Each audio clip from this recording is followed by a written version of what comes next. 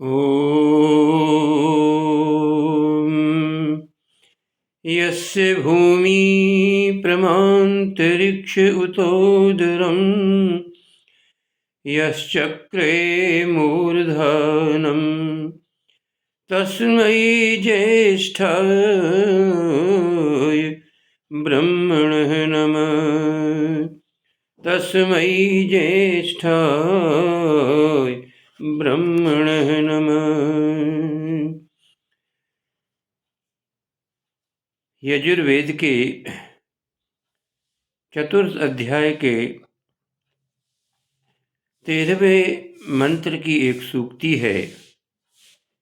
धर्म प्रेमी सज्जनों, मैं अमर सिंह वाचस्पति ब्यावर आपके समक्ष वह वेद सूक्ति हमें क्या उपदेश, निर्देश और संदेश देती है, इसकी चर्चा करता हूँ। वेद की सूक्ति इस प्रकार है। इयं ते यज्ञया तनु, इस मानव तन के द्वारा हम यज्ञ करें, अर्थात इसके द्वारा दान, धर्म, सेवा, उपकार के कार्य करना चाहिए। मात्र विलासिता और धन बटोरने के लिए शरीर हमें नहीं मिला है। इसके द्वारा हम सत्य, अहिंसा, तप, त्याग के व्यवहार से मोक्ष को प्राप्त करें। इसीलिए ये मिला है हमें जन्म, क्योंकि ईश्वर की उपासना हम केवल इसी शरीर में कर सकते हैं। और जहाँ यज्ञ की बात है, सेवा की बात है, इस शरीर के द्वारा हम करके संसार में अपने लिए यश कीर्ति प्राप्त करें। क्योंकि यदि ऐसा नहीं किया तो फिर तो हमसे पशु पक्षी ज़्यादा अच्छे हैं। क्योंकि मरने के बाद मानव तन कोई काम नहीं आता। पशुओं के शरीर के मरने के बाद के लिए कवि ने बहुत सुंदर एक संदर्भ दिया है और बहुत सुंदर वो अपनी विचारधारा लिखते हुए कहते हैं। हथियन के दांतन के बनेंगे खिलौने, भांति भांतियन के। मृगा की ये खाल कोई योगी मन भावेगी। शेर की ये खाल पे कोई बैठेंगे जति सती। बकरे की खाल कुछ पानी भर लावेगी। बकरे की खाल कुछ पानी भर लावेगी। गेंडे की ये खाल से कोई लड़ेंगे सिपाही वीर। साबरे की खाल राजा राणा मन भावेगी। नेकी और बदी रह जाएंगी जगत बीच। मनुष्य तेरी खाल कुछ काम नहीं आएगी। इसलिए मैं कहा करता हूँ सज्जनों, ये शरीर हमारी आकृति है।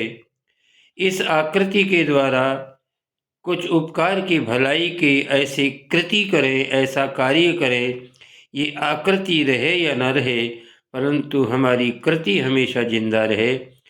और एक सुंदर कवि ने वर्णन किया है कि जब आए इस जगत में, जगत हंसा हम रोए। ऐसी करनी कर चलो, हम हंसे जग रोए। सज्जनों, चिंतन करिए। अवसर बहुत कम है और जो विषय है अर्थात कार्य है, उसमें आलस्य न करें, शीघ्रता से करें। जो भी अच्छे कार्य हैं उनको तुरंत कर लेना चाहिए, क्योंकि मन का कुछ पता नहीं चलता कि वह मन किधर, कहाँ जाता है, क्या करता है, कब बदल जाए, कुछ पता नहीं चलता। इसीलिए समय कम है, शीघ्रता से आवश्यक कार्य है ये, इसको करना बहुत आवश्यक है। किंतु एक बहुत सुंदर बात एक किसी चिंतक ने कहा है, आज करे सो कल करे सो आज कर, कल करे सो आज कर, आज करे सो अब, कल में प्रलय होएगी, फिर करेगा कब। लेकिन आलसी प्रमादी भी कम नहीं है। उन्होंने क्या चिंतन दिया है अपना, वो क्या कहते हैं? वो कहते हैं कि आज करे सो कल करे सो परसों, इतना जल्दी क्या पड़ा है, जीना है अभी वर्षों। लेकिन उर्दू का कवि कहता है, आगाह अपनी मौत से कोई बशर नहीं, सामान 100 बरस का पल की खबर नहीं। एक उर्दू का शायर और बहुत सुंदर हमें संदेश और उपदेश देता है और कहता है कि जिंदगी जिंदगी एक तीर है, जिंदगी एक तीर है, जाने न पाए रायगा। जिंदगी एक तीर है, जाने न पाए रायगा। पहले निशाना साध लो, पहले निशाना साध लो, बाद में खींचो कमा।